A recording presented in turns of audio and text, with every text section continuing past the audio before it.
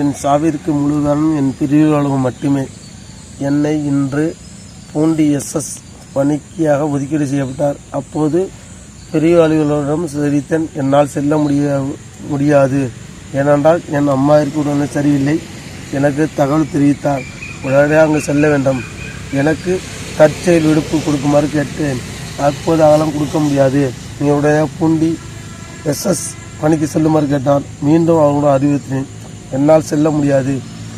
ஏனென்றால் எங்கள் அம்மாவிற்கு புற்றுநோயால் பாதிக்கப்பட்டுள்ளார். அவருக்கு நான் அழைத்து சென்று சிகிச்சை அளிக்க வேண்டும் என்று கேட்டேன். அப்போதும் பிரிவு அலுவலர்கள் உடனே பூண்டி SS செல்லுமாறு அறிவுறுத்தினார். எனக்கு உடனே மன உளைச்சல் ஏற்பட்டது.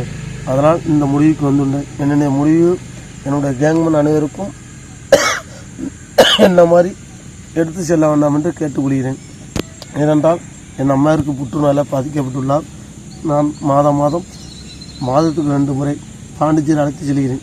அதனால் என்னால் மன உளைச்சலாக இருக்கிறேன். என்னால் வாழ விரும்பவில்லை. அதனால் இந்த முடிவுக்கு வந்தேன்.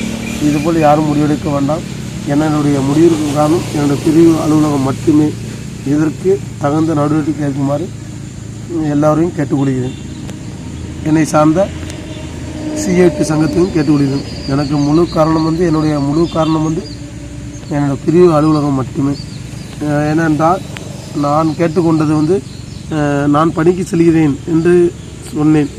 மறுபடியும் சொன்னதுதான் பதிவேட்டில் உள்ள அட்டண்டன்ஸ் படி அவர்களை அனுப்பிவிடுங்கள், நான் 8வது இடத்தில் உள்ளேன், அப்போது நான் செல்கிறேன் என்று கேட்டேன். அதெல்லாம் முடியாது, நான் சொல்கிற வேலையை மட்டும் நீங்கள் செய்ய வேண்டும் என்று என்னை கட்டாயப்படுத்தினான். அப்போது நான் ஆஃபீஸை விட்டு வெளியே வந்துவிட்டேன். எனக்கு CL கொடுக்குமாறு, ஏன்னா ஆஃபீஸில் நிறைய பேர் நிறைய தவறுகளை செய்து கொண்டு இருக்கிறார்கள்.